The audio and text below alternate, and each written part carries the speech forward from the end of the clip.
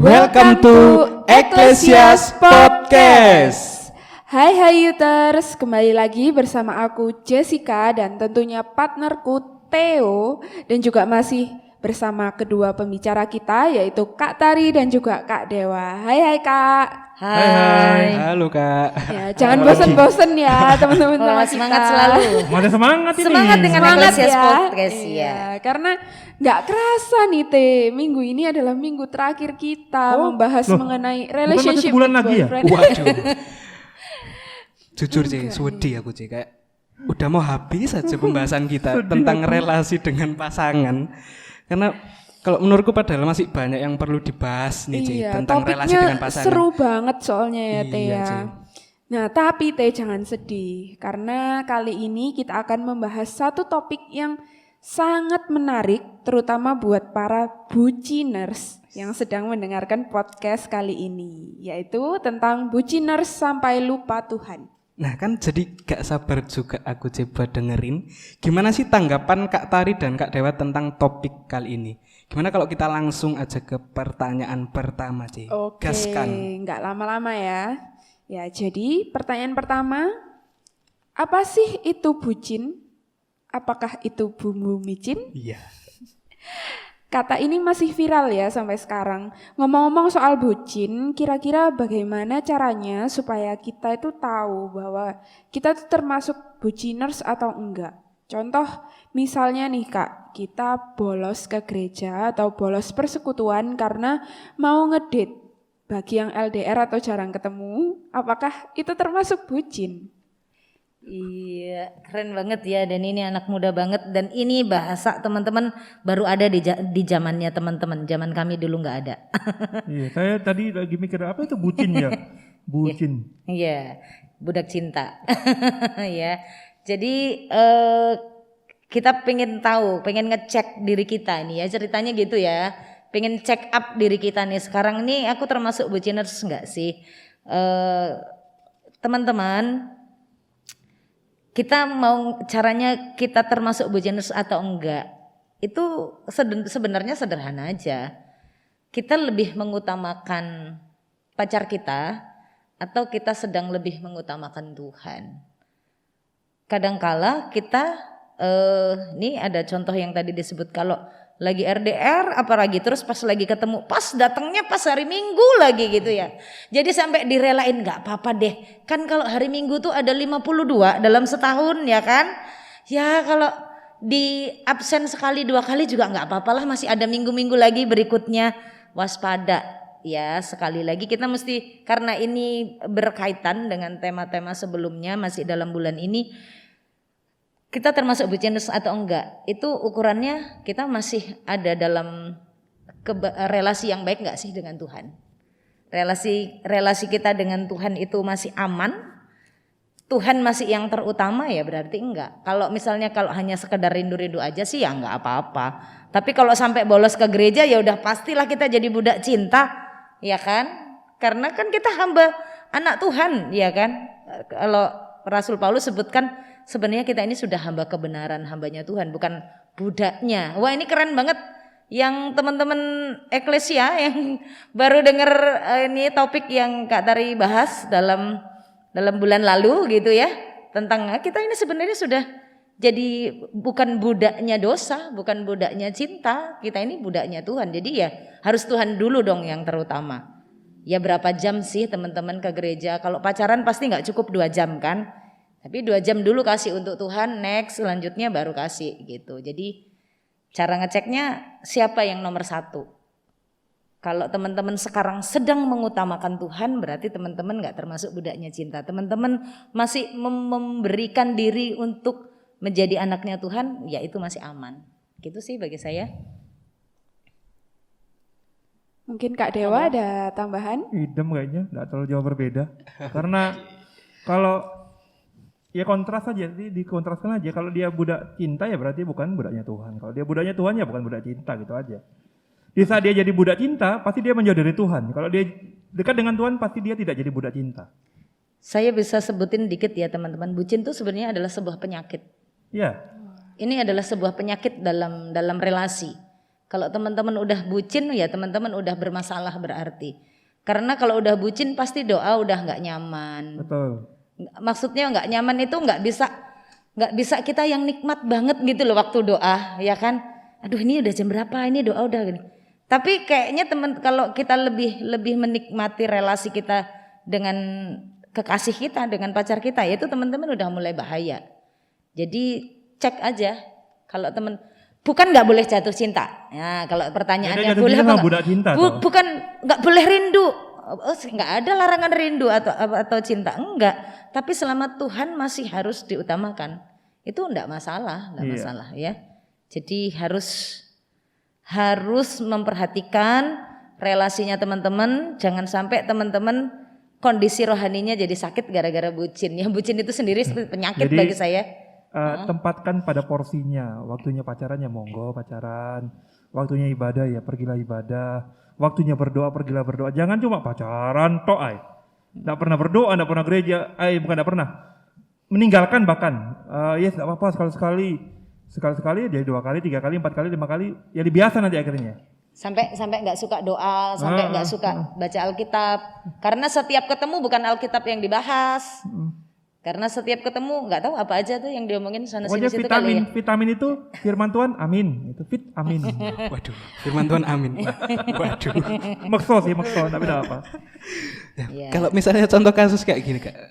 Mau ke gereja tapi mau ketemu dia, mau ketemu doi. Nah, itu Wow. Fokusnya udah beda itu ya Kak ya. Itu kalau itu jadi tujuan utamanya, ya jadi ibadahnya tuh jadi kayak alatnya gitu ya. Jadi kayak anunya apa medianya gitu ya. Sambil menyelam kelelep gitulah ya. Jadi itu sama dengan memerdoakan Tuhan loh. Iya. Pakai kedok rohani, aku mau ke gereja. Tapi di gereja yang dilihat pacarnya. Itu jahat banget ya. Saya mikir gini loh. Dipikir Tuhan itu tunanetra ya kayak saya gitu ya. Tuhan lihat hatimu. Tuhan tahu hatimu, enggak usah puji-puji Tuhan. Iya. Saya enggak mau bilang salah atau benar, tapi itu keterlaluan loh. Keterlaluan itu. Kamu niat ibadah atau niat pacaran gitu lah. Iya. Harus dibersihkan motivasi kita. Bersihkan motivasi kita. Jangan terlalu mencemari hal itu dengan mencemari ibadah dengan hal-hal yang menurut saya keterlaluan menurut saya. Kalau hanya sekedar ketemu aja nggak masalah. Tidak apa, tapi jangan jadi tujuan. Terus jangan sampai waktu lagi pendeta khotbah, teman-teman bukan mikirin isi khotbah itu, tapi teman-teman lagi ya ada di gereja, lagi duduk di situ, tapi pikirannya membayangkan yang lain-lain. Nah ini apalagi parah banget, mesti bertobat nih ya, kayak gini ya. Bukan sekali lagi bukan boleh atau nggak boleh. Kalau ketemu, oh ya sekalian ke gereja, sekalian ketemuan, pelayanan bareng-bareng, enggak apa-apa. Bukan tujuan tapi jangan sampai aku ke gereja karena mau ketemu dia, ya salah tuh ya. Ketemu dia. Tapi di gereja enggak dengar firman Tuhan. Iya itu tadi membayang-bayangkan atau pendeta lagi khotbah terus duduknya deket-deketan, terus pegang-pegangan, nah itu lebih gawat lagi. Wah itu Ya. Siapa nih teman-teman? Bucin banget itu ya, itu tingkat maksimal itu ya. dengerin deh. Loh kok aku? Kan aku nggak ada, aku kan lagi jomblo. Iya. Oh iya. Masih jomblo ya? Masih Kak puji Tuhan. Udah sebulan masih jomblo terus. Udah. Sama juga ya. Udah mau tutup tahun kok masih Semoga jomblo. sesudah materi ini nanti ada yang WA ya. Tahun baru ada yang tahun baru Ya, nanti. tahun Selamat tahun baru. baru gitu WA-nya. Tahun baru, notif baru, status baru. Amin. Amin. Oke, kita langsung ke pertanyaan selanjutnya aja Kak. Nah karena kita terlalu bisa dibilang bucin sama si doi. Nah kalau jika kita ada di satu keadaan suatu saat kita putus, itu rasanya dunia seperti mau berakhir. Waduh. Jadi patah semangat, bahkan sampai tambah males mau berdoa. Nah, bagaimana cara mengatasi dan mencegah hal itu terjadi Kak? Supaya kita itu bisa tetap move on. Nah, Sip, saya langsung tadi motong karena Semangat teringat pengalaman. Wah, ini keren Mantap banget nih. nih. Kita dengerin sama-sama.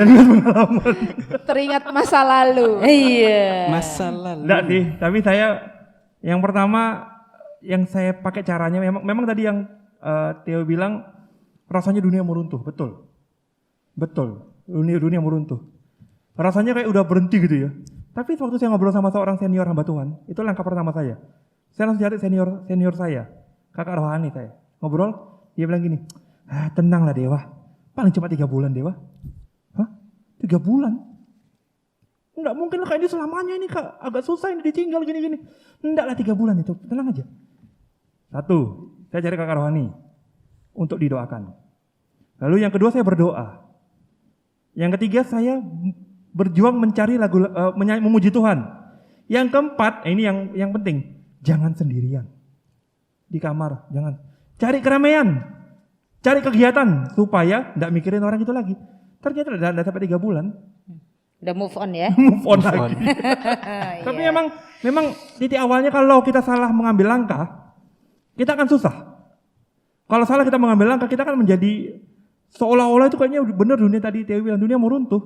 Padahal sebenarnya ya setelah melewati peristiwa-peristiwa itu ya akhirnya bisa bilang puji Tuhan, aku terbebas dari gua singa. Aku masuk ke ini Firdaus. Keren kan? Jadi intinya mari kita kalau sedang putus cinta, cari pergaulan yang sifatnya rohani. Cari kakak rohanimu, cari mentor rohanimu, diskusi dengan mereka. Minta didoakan. Yang kedua, ambil juga waktu berdoa sendiri. Untuk bicara dengan Tuhan, supaya tidak salah langkahmu. Dan yang ketiga, ini yang penting. Naikkan pujian kepada puji-pujian nyanyian itu loh, nyanyian rohani. Nyanyikan itu terus. Dan yang keempat, cari keramaian, cari kegiatan yang dapat mengalihkan pikiranmu supaya tidak lagi sedih dan kita bisa move on. Sip, mantap. Itu dia Ya. tips and trick move on dari Kak Iya. Del. Pengalaman ini pengalaman. Ya. Pengalaman si buta yang dikerjain sama orang-orang yang tidak bertanggung jawab. Iya. Oke, ya benar. Intinya itu pokoknya kita harus cari kesibukan ya Kak. Itu Dan yang juga keempat. Oh, yang keempat. Itu yang keempat. fokus sama Tuhan. Betul. Gitu. Sebenarnya gampang kok, guys. Kalau kita tuh mau move on itu gampang caranya. Pasti mau ngomong Theo kan? Udah kadung ngelirik Theo ini. Jadi kalau mau move on ya obat yang pertama ya memang benar Tuhan. Teman-teman ingat ya saat seseorang melukai hatimu, memutuskanmu gitu, ingat kata firman Tuhan dalam Mazmur itu Tuhan membalut hati yang terluka. Jadi waktu hatimu terluka datang kepada Tuhan dan katakan, Tuhan hatiku terluka karena dia, sembuhkanlah. Jadi itu langsung jadi doanya seperti apa yang menjadi kebutuhanmu. Jadi minta karena hatimu sedang terluka, bilang Tuhan sembuhkan hatiku terluka. Atau gini, Tuhan hatiku kecewa, sembuhkan. Karena ndak ada penyakit hati yang gak bisa disembuhkan oleh Tuhan. Dokternya yang ajaib itu Tuhan. Jadi datang saja dengan Tuhan, terus tadi ya datang kepada kakak rohani untuk minta didoakan juga. Dan cari aktivitas rohani yang membuat teman-teman bertumbuh ya. Kan kalau ada KTB gabung dengan KTB, ada persekutuan pemuda gabung di persekutuan, Ya, jangan ada jauh dari kegiatan. persekutuan. Yang penting jangan menyendiri, nggak usah isoman, nggak usah. Kalau isoman semakin membahayakan. Cukup ya. itu aja, cukup penyakit itu aja ya, hitungannya. ya. Nah, Oke Kak. Nah selanjutnya nih Kak, ada pertanyaan yang juga sangat luar biasa ini. Bagaimana sih Kak cara menghadapi pasangan yang toxic atau toxic relationship? Contoh pasangan yang posesif, annoying atau terlalu bucin ke kita sampai hal itu dapat mengganggu aktivitas. Apakah harus kita putuskan atau kita ya udah tetap jalani aja kita pacaran?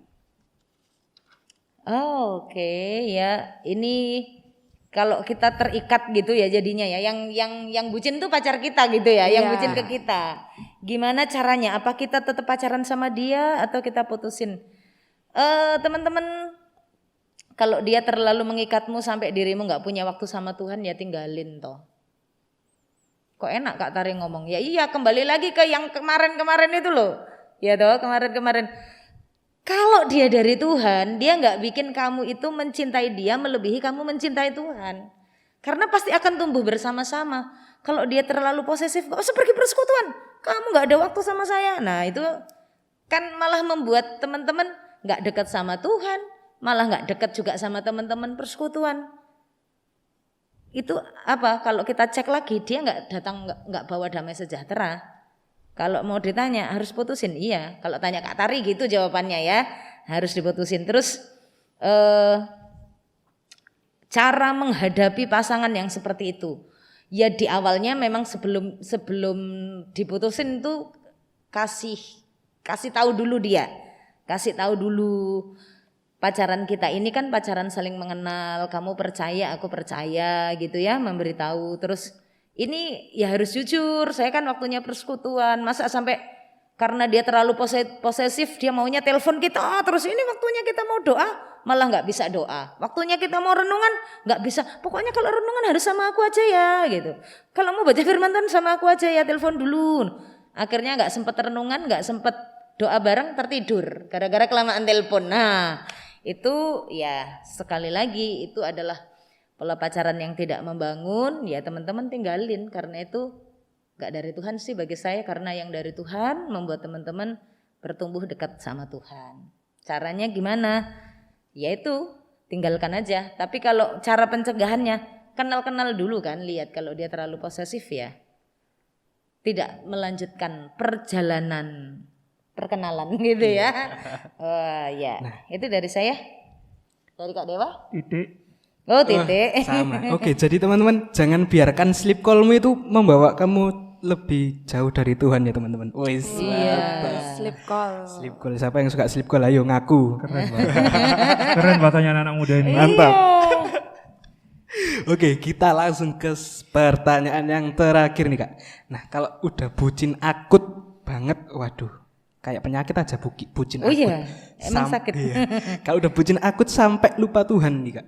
Bagaimana cara balik lagi ke Tuhan dan membangun relasi yang sehat dengan pasangan dan juga Tuhan nih Kak? Wah, gimana caranya balik lagi ke Tuhan dan bangun relasi yang sehat dengan pasangan yang juga cinta Tuhan. Jadi cara baliknya ya Buat dia cinta Tuhan. buat dia cinta Tuhan. Kalau dia cinta Tuhan, dia akan tahu dia harus berbuat apa sebenarnya.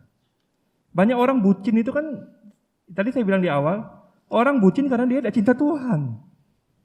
Jadi kalau mau buat dia sudah bucin akut ya, buat dia kenal Tuhan, buat dia ketemu Tuhan sehingga bucin akut itu ditinggalkan. Bucin akut itu bisa diatasi. Jadi kenalkan dia dengan Tuhan. Pertemukan dia dengan Tuhan. Layani secara pribadi, dalam pengertian minta hamba Tuhan melayani dia pelayan pribadi untuk dia bertobat supaya dia terima Tuhan sebagai satu-satunya Tuhan yang dicintai. Tidak ada pribadi lain yang boleh menggantikan posisi Tuhan. Itu yang saya boleh bagikan.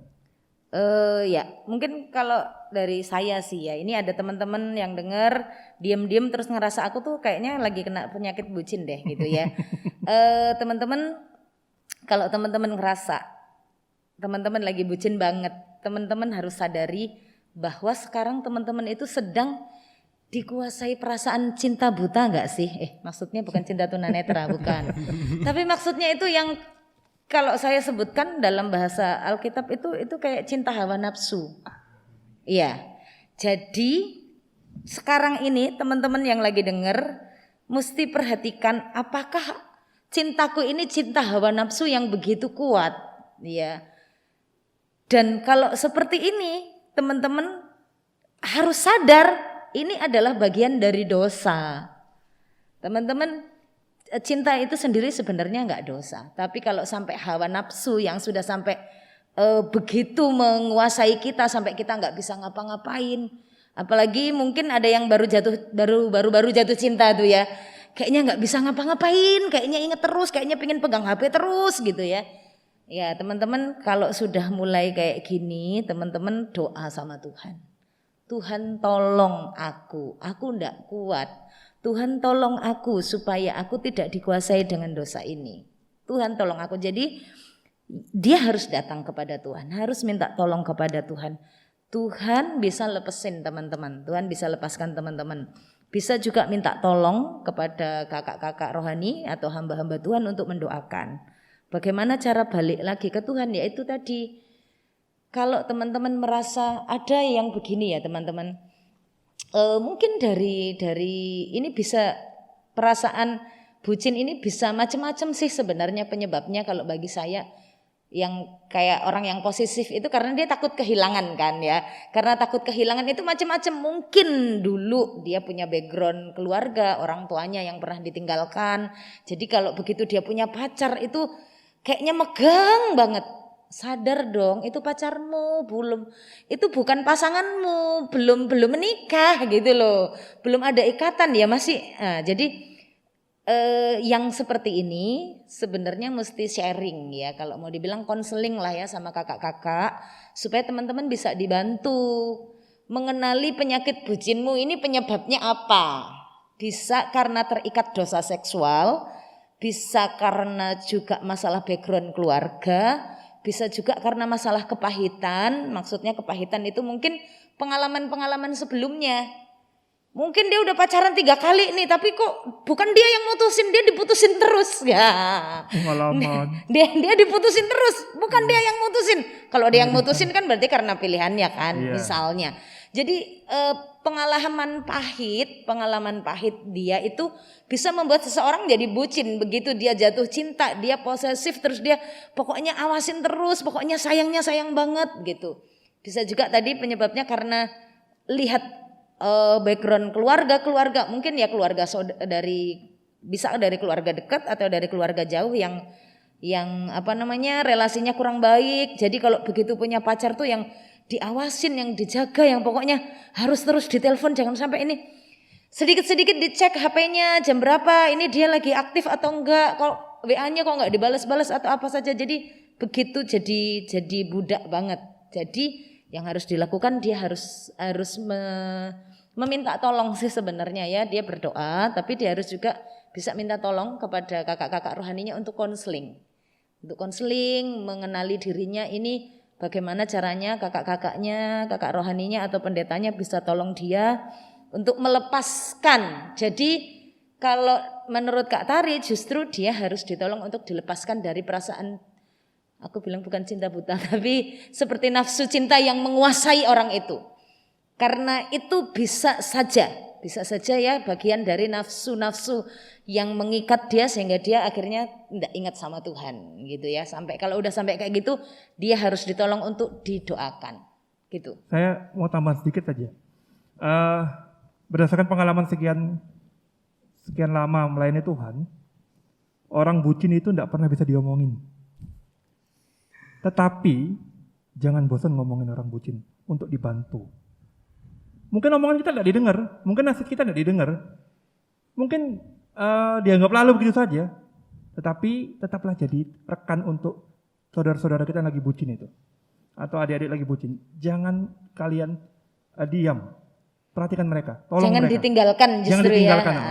Emang kita pasti tidak didengerin. Oh, udah tak omongin kok. Emang tidak didengerin pasti itu. Orang bucin itu tidak akan dengar orang kok. Tidak pernah, orang tuanya tidak didengar. Ya, orang tuanya tidak mungkin didengar itu. Tetapi sekali lagi jangan capek, jangan berhenti, jangan bosan menjadi teman, atau jangan sampai kita meninggalkan teman-teman yang bucin-bucin akut itu.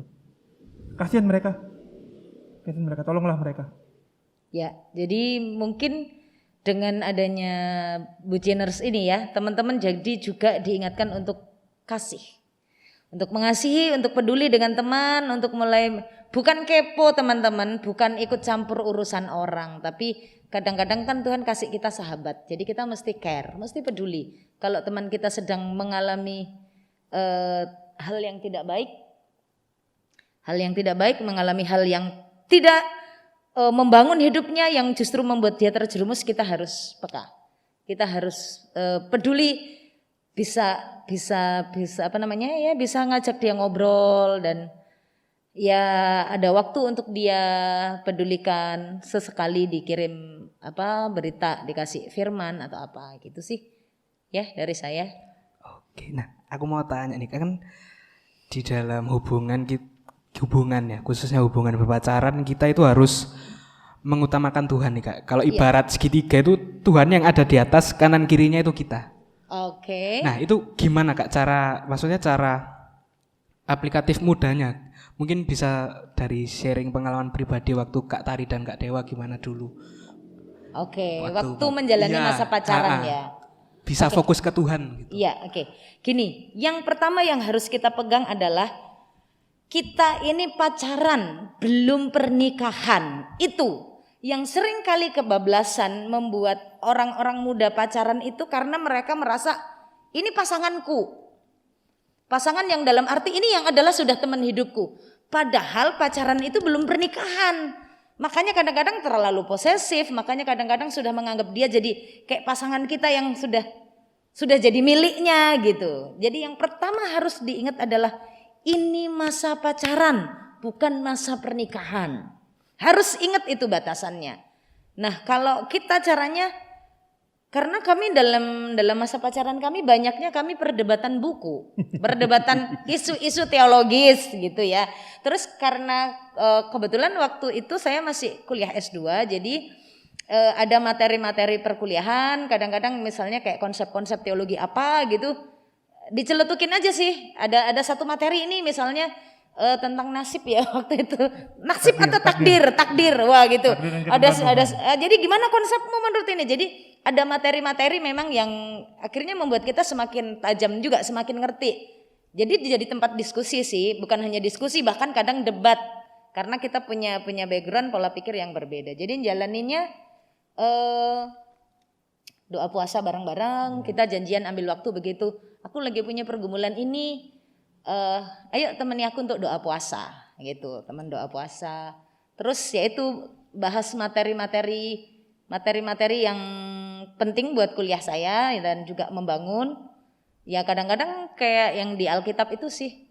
Kalau yang mungkin saya bisa sharingin dikit ke teman-teman, kami punya ini di masa-masa pelayanan saya ya, karena kami untuk menolong anak-anak muda pacaran. Jadi teman-teman juga boleh kok waktu pacaran tuh ngobrol-ngobrolin gitu loh.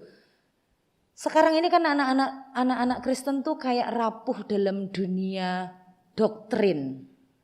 Kenapa enggak waktu pacaran kalian bahas tentang doktrin itu? Alkitab diskusi bersama dong. Alkitab itu loh. Tentang keselamatan itu gimana ya kalau ada.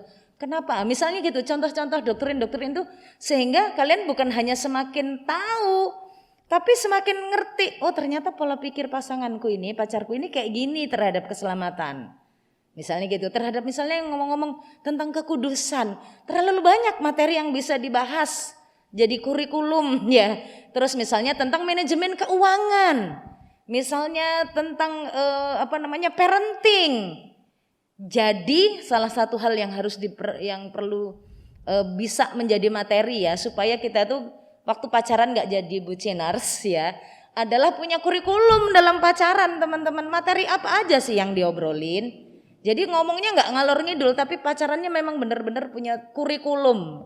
Kalau saya nyebutnya kurikulum, punya tujuan. Jadi menyiapkan si laki-laki menyiapkan diri untuk menjadi suami, untuk menjadi papa nanti gimana? Manajemen keuangannya seperti apa, perlu dibahas. Nanti kalau kamu punya anak, misalnya pengennya anak itu gimana kalau membelanjakan seperti itu kan menambah pengetahuan kita kan dalam dunia parenting macam-macam. Apa saja, jadi hal doktrinal bisa, yang penting ada pengetahuannya dan yang penting juga firman Tuhannya sesuai dengan ada di situ. Terlalu banyak kalau teman-teman mau bahas ini 66 kitab dalam masa pacaran kan ya 5 tahun cukup ya kan. Atau teman-teman bisa aja kan dipakai gini. Ayo Noni, ayo Mei atau apa panggilnya. Jangan dulu panggil papa mama. Jangan ya. Jangan dulu panggil ayah bunda. Panggil namanya atau panggil sayang ya, enggak apa-apa sih ya, saya setuju aja. Buat program dong waktu pacaran supaya kamu enggak buciners. Tapi nanti gini, hari ini kita bahas punya program 1 hari 1 pasal. Nanti malam sebelum tidur kamu sharing berkatmu, aku sharing berkatmu. Misalnya, aku kok nggak paham ayat ini, ya dibahas di situ. Jadi pacarannya kan berisi. Tapi kalau bilang, aku hari ini rindu, oh iya aku juga rindu. Ya boleh ngomong gitu, tapi kan bertumbuh iya, saling mencintai iya, terus saling mengenal. Jadi, ayo deh buat program, ayo buat kurikulum pacarannya gimana? Diskusi berkualitas. Iya. Wow, keren nih. Jadi harus punya kurikulum. Iya. Kurikulum dalam berpacaran. Iya. Jadi pacaran yang berkualitas itu jangan cuma kalian quality time berdua, tapi quality time lah juga bertiga dengan Tuhan nih teman-teman. Yes, betul. Mantap Theo ini. Betul. Silakan yang mendengar nanti ya, hubungi Theo langsung ya. Konsumsi vitaminnya firman Tuhan supaya pacarannya sehat. Jadi Mantap. Bucinnya sembuh ya. Oh, benar. vitamin itu firman Tuhan. Amin. Makso sih gak apa-apa. Oke. Wah, mungkin dari sekian pembahasan dari minggu pertama sampai minggu terakhir nih Kak, yang minggu terakhir ini buciner sampai lupa Tuhan, mungkin ada closing statement dari Kak Tari dan Kak Dewa nih Kak. Saya duluan ya. Silakan. Iya. Biar ini lebih pendek. Saya punya masukan untuk kita semua. Taruh dalam pikiran kita. Sebab segala sesuatu dari Tuhan. Pacar itu dari Tuhan. Kembalikan untuk kemuliaan nama Tuhan saja. Bukan untuk kepentinganmu. Sesuatu yang kita dapat dari Tuhan, gunakan untuk Tuhan. Untuk kemuliaan nama Tuhan. Jadi, mari kita hidup yang cuma sekali ini, jangan buang-buang waktu untuk hal yang tidak penting. Tadi disinggung, gunakan dengan adanya kurikulum. Sehingga Tuhan dimuliakan, kita diberkati, banyak orang diberkati. Itu dari saya. Oke. Kalau dari saya, teman-teman, pacaran itu adalah sarana yang diberikan untuk kita mengenal pasangan. Pacaran bukan pernikahan. Pacaran batasannya adalah sebuah pacaran, relasi dalam berpacaran. Jadi jangan mencoba-coba mengambil relasi pernikahan itu dan engkau memasukkan ke dalam relasi pacaranmu. Sebab engkau masih pacaran. Tunggu sampai hari engkau diberkati, baru masuk ke dalam pernikahan. Dan berpacaranlah dengan berfokus kepada Tuhan. Minta kepada Tuhan, apakah ini yang dari Tuhan? Dan cek apakah pacarmu itu dan cara berpacaranmu itu membuatmu bertumbuh mencintai Tuhan, membuatmu menjadi berkat untuk keluargamu dan untuk sesamamu. Ya, jadi dalam berpacaran supaya sehat, konsumsi terus firman Tuhan. Oke, itu dari saya. Oke, mantap sekali. Ya, kalau dari aku sendiri sangat terberkati nih, Cik. Dari jawaban dari Kak Tari dan Kak Dewa dari minggu pertama sampai minggu terakhir ini, khususnya tentang topik bulan ini yaitu relasi bersama pasangan. Dan untuk minggu terakhir ini aku mendapat satu pengetahuan baru bahwa kalau relasi yang berkualitas dalam Tuhan itu justru membawa kita lebih dekat lagi dengan Tuhan, bukan menjauhkan kita lagi dengan Tuhan. Iya, betul nih. Gak kerasa ya, udah pembahasan terakhir. Dan aku juga sangat-sangat terberkati oleh podcast kita sebulan ini. Dari minggu pertama, kedua, ketiga, hingga yang keempat ini. Karena dari podcast ini aku lebih paham bagaimana menjaga relasi kita dengan pasangan dan juga tetap sesuai dengan kehendak Tuhan dan juga bagaimana cara menjalani pacaran yang sehat dan yang berfokus kepada Tuhan. Oke, mantap Ci. Nah, karena kita sudah berada di minggu keempat bulan Desember, maka episode kali ini yaitu Buciners Sampai Lupa Tuhan adalah episode penutup di tahun 2022. Tepuk tangan dulu teman-teman. Wih. Mantap. Nah iya nih, tapi jangan sedih ya Yuters, karena kita Eklesia Podcast akan kembali lagi di tahun depan, tentunya dengan episode-episode yang lebih menarik lagi. Nah jadi jangan lupa pantengin terus guys Spotify kalian. Kalau ada yang belum nyalain lonceng, segera teman-teman biar gak ketinggalan episode-episode menarik di tahun depan. Oke, bener. Dan terakhir dari kami mau mengucapkan terima kasih buat Yuters yang setia mendengarkan podcast Eklesia ini hingga di penutup tahun 2022 ini. Dan terkhusus juga kami mengucapkan terima kasih kepada Kak Tari dan Kak Dewa, karena selama 1 bulan ini di bulan Desember setia menemani kita di podcast kali ini dan sudah memberikan jawaban-jawaban yang sangat memberkati. Puji Tuhan. Mantap. Semoga bukan hanya kita aja yang di tempat ini yang terberkati, tapi kiranya Yuters yang di rumah juga bisa terberkati melalui podcast kita kali ini. Oke, kalau gitu Yuters, see you di Eklesia Podcast tahun depan ya, and Bye bye Yuters.